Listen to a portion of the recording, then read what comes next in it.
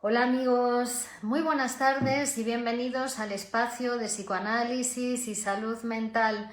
Les habla Virginia Valdominos, psicóloga y psicoanalista del Grupo Cero desde Madrid, España. Buenas tardes, un lunes más a este espacio donde ustedes plantean los temas que desean que abordemos y nosotros nos aproximamos a ellos desde el punto de vista psicoanalítico. El tema de hoy es la ética en psicoanálisis, según Lacan, un tema que fue propuesto por una de nuestras seguidoras y que hoy vamos a conversar sobre este interesante aspecto. Bueno, el psicoanálisis, como ustedes saben, ha modificado la historia de la humanidad. El psicoanálisis ha traído una nueva visión, es una nueva ciencia que ha traído una nueva visión del mundo y todo aquello que toca el psicoanálisis se transforma, porque tiene en cuenta el sujeto psíquico, tiene en cuenta al sujeto del inconsciente, al sujeto que habla y que desea. Y esa incorporación, ese nuevo concepto, tanto en el universo de las ciencias como en la sociedad, como en las artes, como en la ética, va a transformar también la cuestión ética, va a transformar las éticas o las diferentes perspectivas o aproximaciones a la ética que se habían hecho anteriormente al psicoanálisis y a Freud, porque la ética es algo que se ha trabajado desde Aristóteles, ¿no? Donde ya hablaba de la ética, diferenciaba entre un ser viviente o un ser inerte y decía, si tiramos una piedra, la piedra cae, pero no tiene en cuenta el recorrido que hace, no hace hábito, mientras que el ser viviente hace un hábito, ¿no? Y a ese hábito que Lacan lo va a llamar, perdón, Aristóteles lo va a llamar el hábito, el ethos, ¿no? Lo que va a llamar la ética. Bueno, desde aquel primer planteamiento, de aquel planteamiento aristotélico de la ética hasta Freud, hay todo un recorrido en el planteamiento de la ética, pero nosotros entramos o deberíamos entrar en la ética psicoanalítica, en el descubrimiento psicoanalítico que ha transformado nuestras vidas o que puede transformar nuestras vidas y que viene a decir que lo que es ético es trabajar para tu propio deseo, ¿no? Incorpora el deseo del sujeto. Entonces, solo es ético algo si estoy de acuerdo con mi deseo. Solo es ético si estoy de acuerdo con mi deseo. Ese es el planteamiento que vendría a hacer el psicoanálisis. Y claro, ¿cuál es el deseo? Bueno, el deseo se produce en análisis, porque ahora, claro, también trabajamos la cuestión del deseo y vemos cómo el deseo es algo en producción. El deseo es después de realizar un trabajo psicoanalítico. De hecho, no hay nada de antemano, no hay nada dado, ni siquiera el inconsciente está dado. El inconsciente hay que producirlo. La persona debe producirla. De hecho, no hablamos ni siquiera de persona, hablamos de sujeto del inconsciente. El sujeto del inconsciente, es decir, sujeto de esas leyes del funcionamiento psíquico inconsciente, ha de producirse en análisis, ¿no? Ha de producirse con esos conceptos que son estructurantes del análisis, como es el concepto de transferencia, en esa relación transferencial con el analista. Y ahí el sujeto puede autoconocerse y autotransformarse, que eso quiere decir puede producir su propio deseo.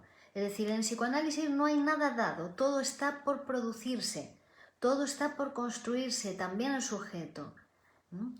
También el deseo. Por lo tanto, la ética, cuando decimos que la ética va a ser ético si estoy de acuerdo con mi deseo, eso es ético, también es una producción en el análisis. Y del mismo modo, no será ético cuando no estoy de acuerdo con mi deseo, es decir, cuando me traiciono, cuando traiciono mi deseo, eso no es ético.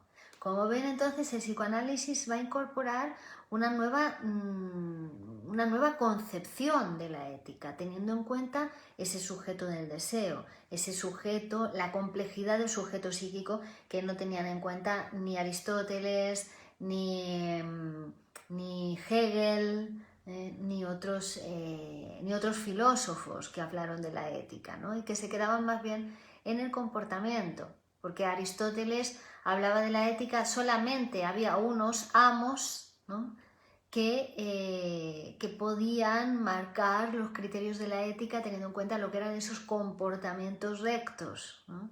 Mientras que después las mujeres y los trabajadores o los esclavos no tenían ética, no eran éticos, ¿no? Bueno, obviamente desde aquel planteamiento hasta el planteamiento freudiano, que incluye la sexualidad femenina, la feminidad y a la mujer, pues hay un gran recorrido, y sobre todo el deseo, ¿no? El deseo va a ser lo ético, es si estoy de acuerdo con mi deseo, eso será ético, ¿no?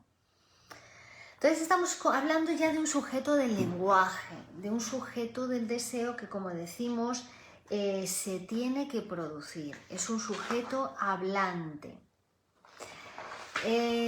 Muchos teóricos coinciden en que lo que busca el ser humano, ¿qué es? Su felicidad, ¿no? Lo que le mueve al ser humano es la búsqueda de la felicidad. Bueno, pero es que tampoco la felicidad está dada, ni está en ningún lugar, ¿no? Porque también hubo autores que pensaban que la felicidad estaba en el macrocosmos o que estaba en el microcosmos, que todo estaba dado para alcanzar la felicidad. Pero el psicoanálisis nos va a decir lo mismo, que la felicidad es algo a producir, que más bien que no está pensado, que no están las cosas organizadas para que nosotros alcancemos nuestra felicidad. Ni el microcosmos, ni el macrocosmos, ni la naturaleza, ni nada, sino que la felicidad también es una producción. De hecho, esa frase que tanto nos gusta del poeta José Martí, que dice: la felicidad solo puede hallarse en el camino del trabajo, ¿no? Muy, muy importante, muy interesante.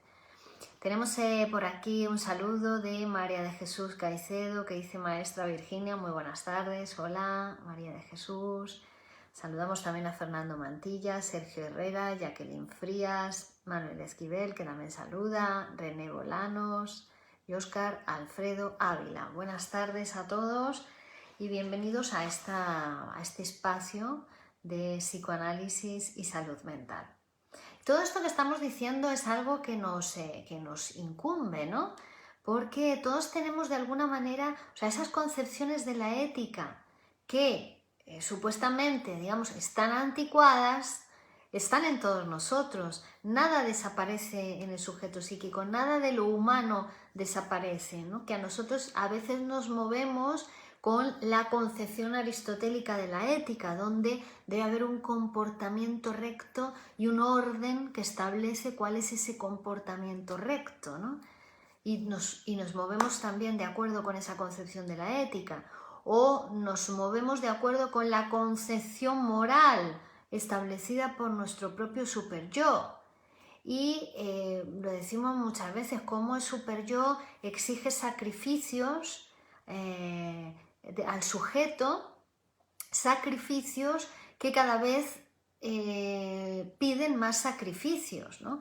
Que regirse por el superyo no es una buena decisión, regirse por la moral no es una buena decisión, porque es voraz, pide cada vez más y no se contenta, sigue pidiendo cada vez más, ¿no?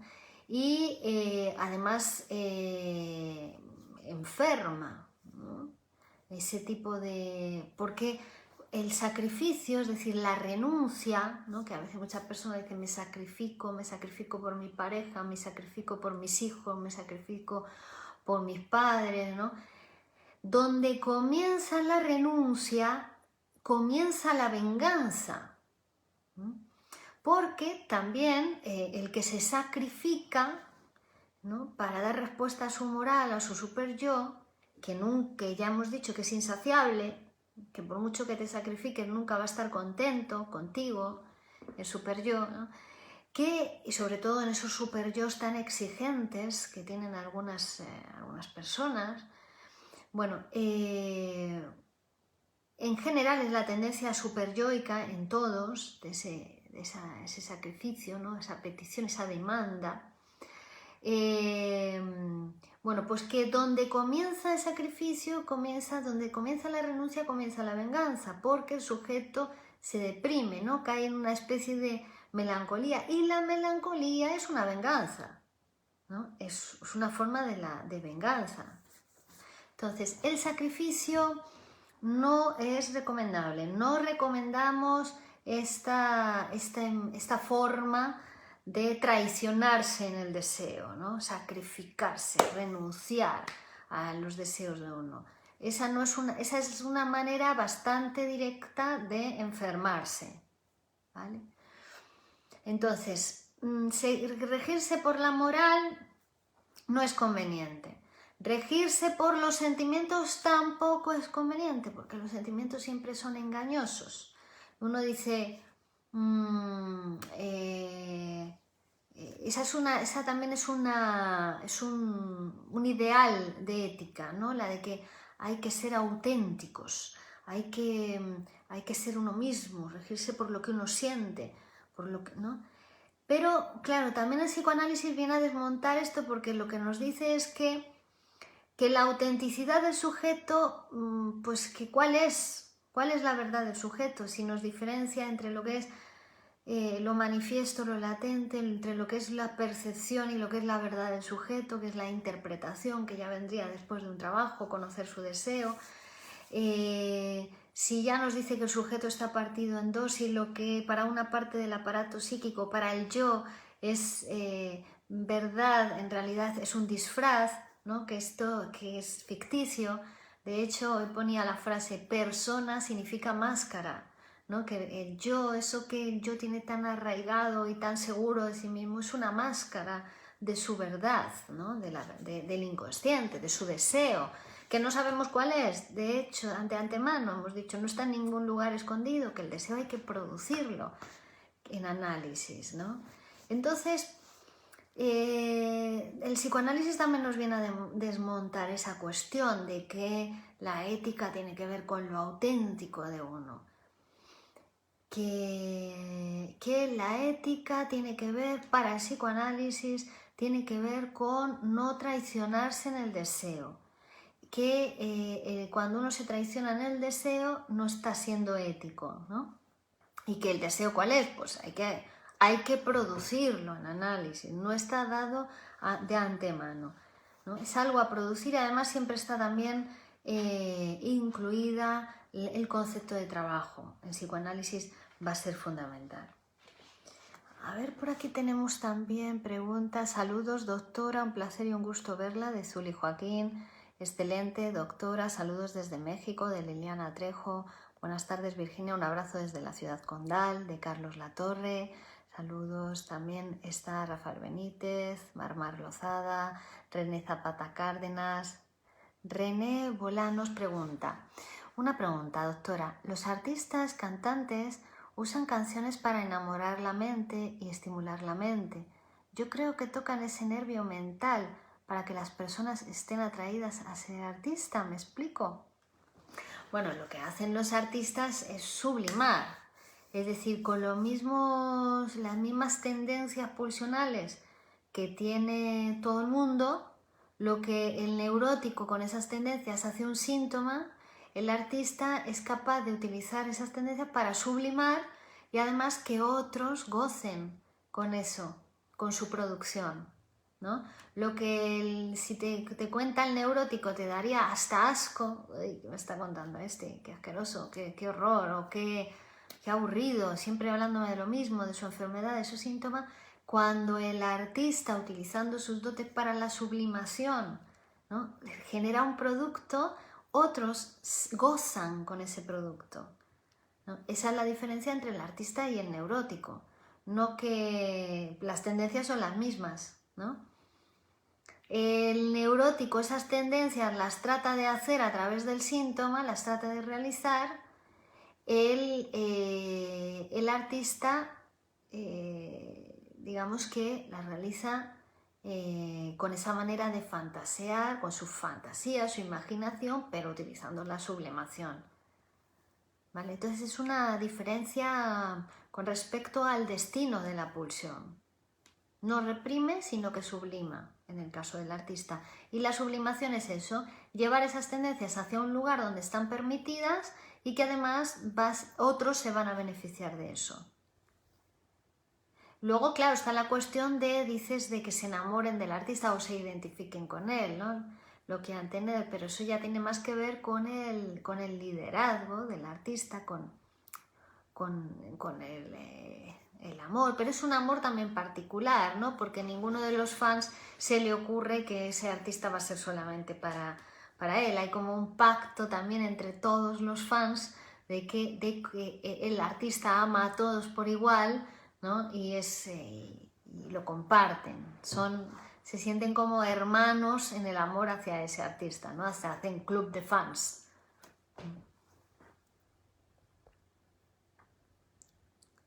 Susana de Bars, Ricardo Druid de Adana, hola, ¿qué tal? Luis Daniel Patino, saludos de Alberto Carlos, Briseida, que saluda desde México, bueno, muy bien, abrazos de Liliana Trejo, claro, muchas gracias, dice René, muy bien, y saludos Miguel Arteaga y Penélope del Castillo. Bueno, entonces, claro, ¿qué diferencia trae el psicoanálisis? Hola, saludos Penélope. Con respecto en esta cuestión, ¿no?, del planteamiento ético con respecto a otros planteamientos, ¿no? La sublimación que estábamos hablando, ahora ya también va a tener que ver con la cuestión de la ética, ¿no? También va a tener que ver con la cuestión de la ética, porque está la cuestión del goce, cómo goza uno, ¿no? Claro, el goce del síntoma tiene más que ver con no aceptar la mortalidad, no aceptar eso que nos trae el lenguaje, eso que nos trae cuando nos reconocemos hablantes, ¿no?, cuando nos hacemos sujetos del lenguaje, cuando uno se tumba en el diván y empieza a hablar. Porque es lo más humano, del ser humano lo más humano es que habla, es el hablar, es el lenguaje, ¿no? Es lo que nos diferencia de otros animales. La biología, todos los animales tienen biología, ¿no? Hasta la familia es una estructura de herencia animal, pero el lenguaje es algo puramente humano, digamos, es lo más humano de lo humano, ¿no? Es que hablamos. Entonces, claro, el pasar por la palabra, estas cosas que nos pasan, el psicoanalizarnos, el reconocernos sujetos del lenguaje, el reconocer la mortalidad, porque la mortalidad nos llega también a través del lenguaje. Todos los animales mueren, sí, pero nosotros sabemos de la mortalidad gracias a que hablamos, y es algo constitutiva del propio sujeto, ¿no? Claro, también tiene que ver con el deseo, porque cuando uno se acepta mortal, entonces ahí, ¿no?, como que su vida tiene un límite, que hay límites, entonces ahí cuida más su vida.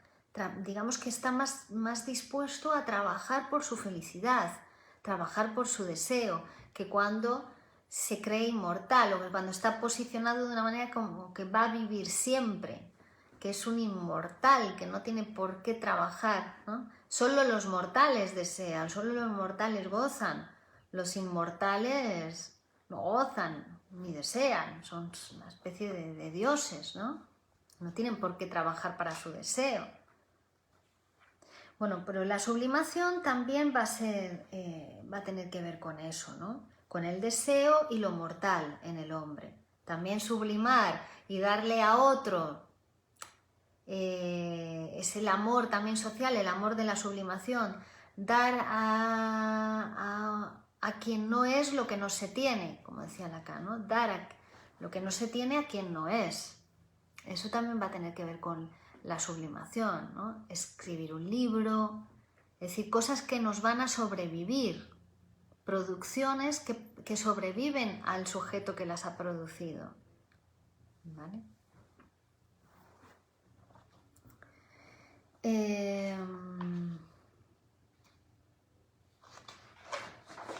Bueno, todas estas cuestiones tienen que ver con la ética, ¿vale? Que estábamos diciendo.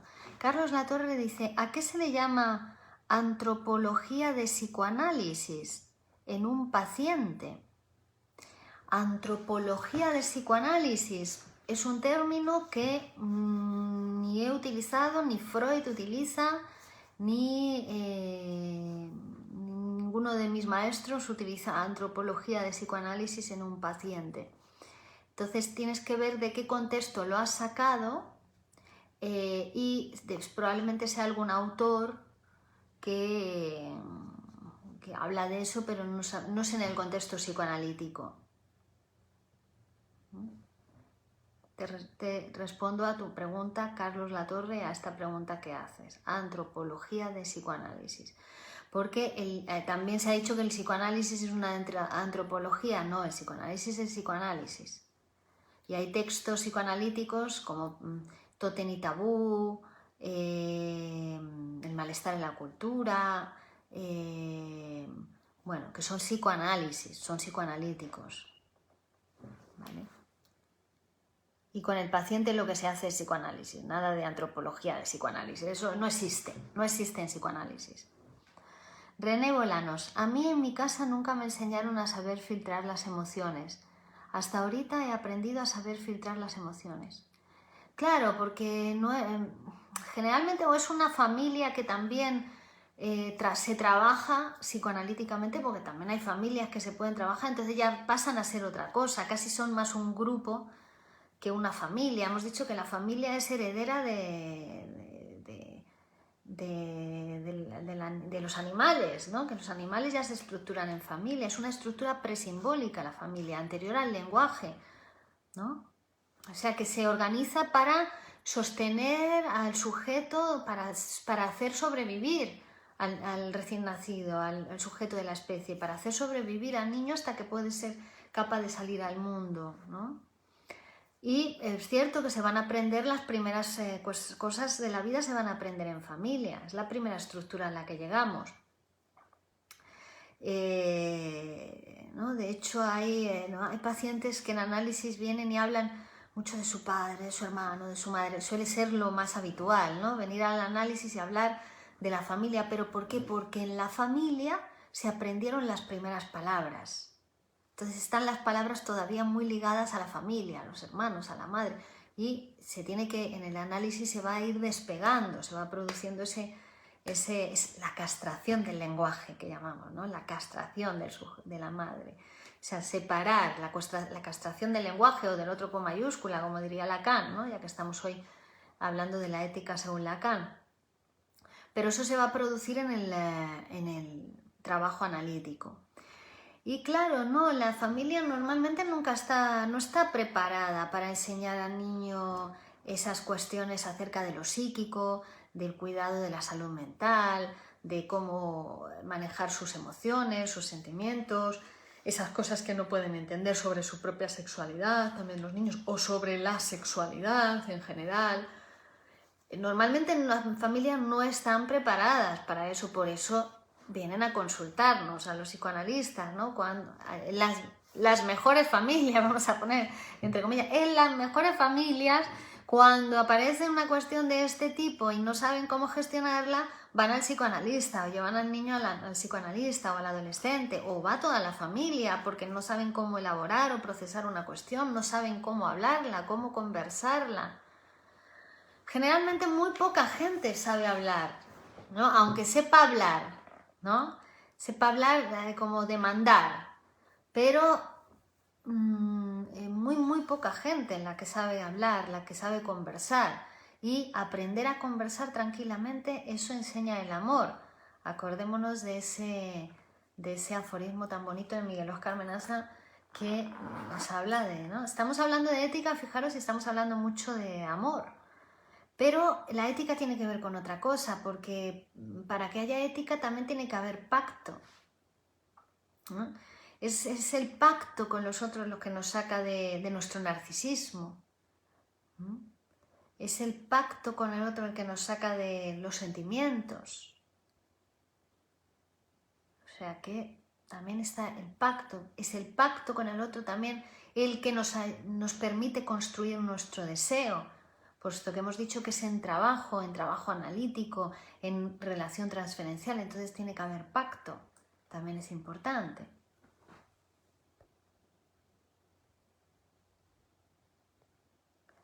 Es decir, que más allá de la familia hay mundo, ¿no? Entonces, si uno está en el mundo también está su familia. El mundo incluye a la familia, pero si uno se queda en la familia solamente, se pierde el mundo. Dice Carlos, muchas gracias por tu respuesta, Virginia, lo estudiaré con más profundidad el tema. Sí, mira a ver en qué contexto, qué autor habla de eso, pero yo recomiendo tampoco desviaros o perderos mucho, podéis hacerlo, por supuesto, pero si seguís el camino psicoanalítico será seguramente mucho más productivo, porque si no, uno empieza para un lado para otro y acaba perdiéndose. ¿Y el camino psicoanalítico cuál es? Freud. Y si queréis, cuando hayáis leído a Freud, cuando llevéis ya 1 año, 2 años en la escuela de psicoanálisis estudiando a Freud, entonces Lacan, ¿vale? Pero primero Freud. No os desviéis antes de empezar a leer a Freud. Podéis hacer lo que queráis, pero si queréis seguir el camino psicoanalítico, el camino psicoanalítico es ese, es Freud, ¿no? Y Lacan una y otra vez nos va a invitar a volver a Freud, porque las enseñanzas de Lacan en su tiempo, que fue hacer volver a todos los analistas, todas las escuelas de análisis, de psicoanálisis que se habían desviado, el trabajo de Lacan va a ser fundamentalmente volver a Freud, hacer volver a Freud al psicoanálisis. Pero no era solamente para los psicoanalistas de su época o para la sociedad de su época, era para todos nosotros, para hoy en día, volver a Freud. Entonces es lo más interesante, estudiar a Freud, leer a Freud y conversar y si quieren teóricamente sobre esos conceptos que son muchos y muy complejos.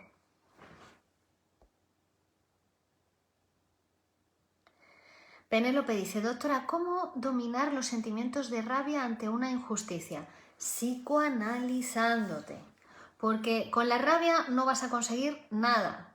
Y sin embargo, psicoanalizándote, primero vas a poder analizar esa situación de injusticia, que a lo mejor no lo es tanto, a lo mejor es una generalidad, o si lo es, desde una posición mucho más de templanza, podrás hacer alguna modificación en ti o en tu posición con respecto a esa situación para que sea otra cosa, para que se transforme otra cosa. Al transformarte tú, se transforma la realidad. Que a veces vemos una realidad, pero por la posición en la que nos encontramos, ¿no? La posición de sujeto siempre en función de cómo está posicionado ve una parte de la realidad o nunca ve la realidad completa, ¿no? Y además la ve desde su propio deseo, también con su propia sobredeterminación inconsciente. Entonces cuando uno cambia su posición y ese cambio de posición quiere decir cambia su estructura del lenguaje, cambia sus frases, cuando uno cambia, a veces es solo una frase, con cambiar solo una frase, a veces de su estructura mental hace que cambie su posición psíquica y ya ve otra realidad, es otra realidad, ya cambia de perspectiva y ve otra cosa. Entonces es psicoanalizándote, la manera en que puedes dominar, psicoanalizar, transformar esos sentimientos. Y no solo eso, tu posición psíquica, porque también si se ha cometido esa injusticia contigo, a lo mejor también tiene que ver con tu posición psíquica. Rosa Esther, hola. René, ¿los hijos sin papá o mamá son afectados psicológicamente con muchos factores? Sí, pero es que papá y mamá son funciones, son significantes, no tiene que ver con que haya una persona que sea padre y la madre es real, ¿no? Cualquier cualquiera puede ocupar esa función. Son funciones psíquicas, entonces quien cae en esa función es la mamá, quien cae en esa función es el papá. Puede ser el abuelo, puede ser el padre adoptivo, puede ser la madre que hace de padre, puede ser el cura de la esquina, puede ser el frutero, son funciones psíquicas. Entonces, claro, si falta esa función, sí, tiene muchos efectos psíquicos, pero en psicoanálisis la podemos construir. Decimos muchas veces, si usted no tuvo un padre, no pasa nada. Comienza su psicoanálisis y le construimos un padre, ¿no? Porque no tiene que ver con la persona física, son funciones psíquicas. Gracias, Carlos, está agradecido de nuevo. Vale, muy bien. Ricardo Aguilar, Nubia Aguilar, Androgina. Y René Bolanos dice, saber dominar esa emoción negativa. Claro, cuando uno está en análisis, esas emociones que eran tan dolorosas, la rabia, el odio, el querer matar, los celos, la envidia, la angustia, el dolor, todas esas emociones negativas, dolorosas o displacenteras, duran menos. A veces no es que dejen que desaparezcan, porque pueden todavía seguir apareciendo, pero en vez de durarte un día, 2 días, 3 días, te duran 1 minuto. Y eso sería el dominar, ¿no? Esas emociones. El hacer otra cosa con ellas. El llegar a ser el sujeto psíquico, la sobredeterminación psíquica, el deseo más poderoso que esas emociones adversas que pasan a ser simplemente anécdotas en el sujeto. Y René dice, mi mamá, eso del papel de mamá y papá. Bueno, muchísimas gracias. Bueno, hemos estado hablando de la ética en psicoanálisis. Es un tema que se puede ampliar mucho más. Es todo un seminario de Lacan. Si quieren estudiar a Lacan también se pueden incorporar a la Escuela de Poesía y Psicoanálisis Grupo Cero. Y seguimos el próximo lunes. Si quieren contactar conmigo personalmente para que les ayude, en mi página web www.virginiabaldominos.com encontrarán todos los datos de contacto. Estaré encantada de ayudarles presencialmente u online desde Madrid, España, estén donde estén. Muchas gracias a todos y también les dejaré un link para valorar mi trabajo si estáis contentos con él y seguís estos vídeos y todo el trabajo que voy haciendo. Me podéis hacer una valoración en Google Maps, que estaré muy agradecida, y también todos los pacientes que gracias a vuestros comentarios puedan llegar a la consulta de psicoanálisis. Muchas gracias a todos. Seguimos la próxima. Adiós. Las preguntas que no hayamos contestado, contesto el próximo día.